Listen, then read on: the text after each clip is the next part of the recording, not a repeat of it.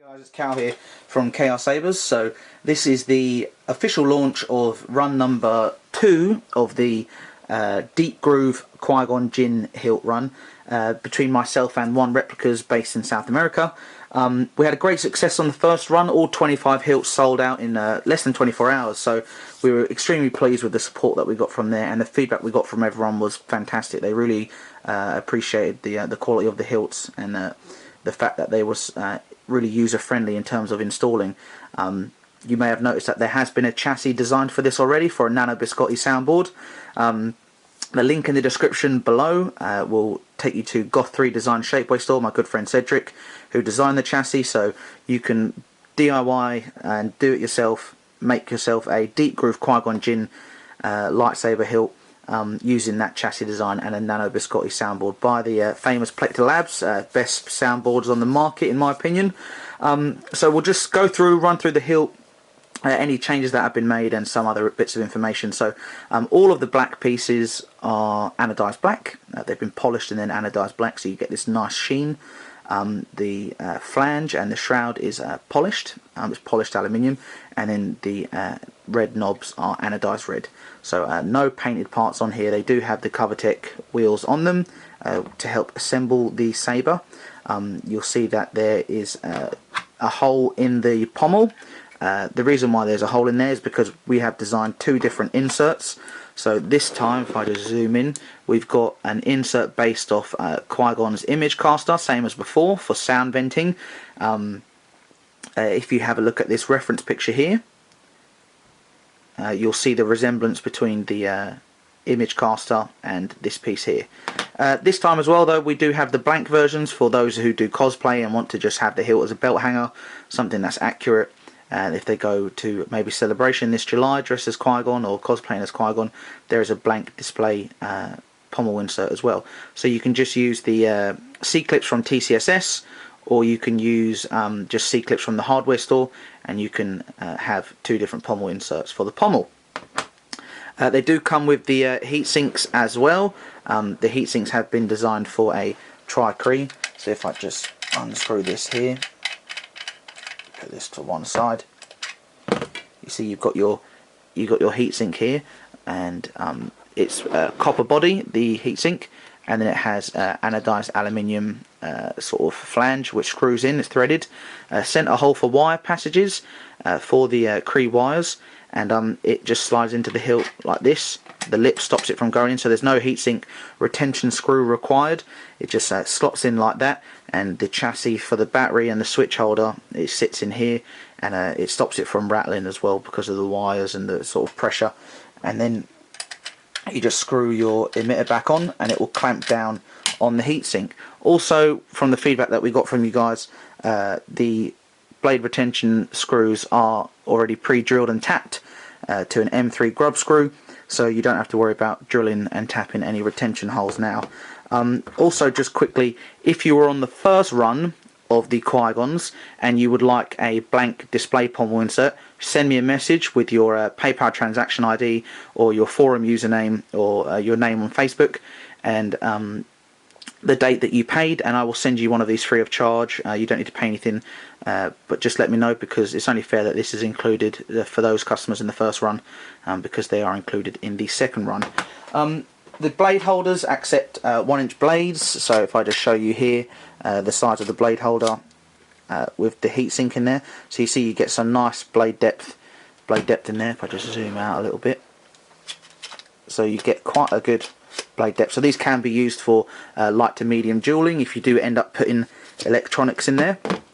Like I said, with the Goth 3 Designs chassis, it is really easy to do an install on these because of the groove underneath the shroud, which is where the electronics are housed. You get lots of room, easy access, easy soldering, so I can't thank Cedric enough for the fantastic work he's done on there. Then you've got your switch assembly here. So this is your switch assembly. It consists of 3 parts. I'll run through that now. So you've got your red anodized knob, which is this part, your red anodized knob. Then you've got your female knob retainer, and you've got your button gasket. And essentially what the knob retainer does, it travels through this square hole. Let me just move it in there properly. It travels through it, and the red knob acts as the actuator. So that female knob retainer is travelling up and down to press the switch below. So you can dial it in just by turning the screw. You can dial in how you want your switch to be. If you find for some reason, because some of them are a little bit tighter than others, that the female knob retainer is a bit of a tight fit inside the gasket, all you need to do is just take some high grit sandpaper, and you can just sand down the edges just around here. Just wrap it around a pencil or something cylindrical, and just up and down slide it around, and it'll just remove any small burrs that are there, because they all fit in. If you can see here, look, the square bit all fits in. It's just it has to be like perfectly aligned.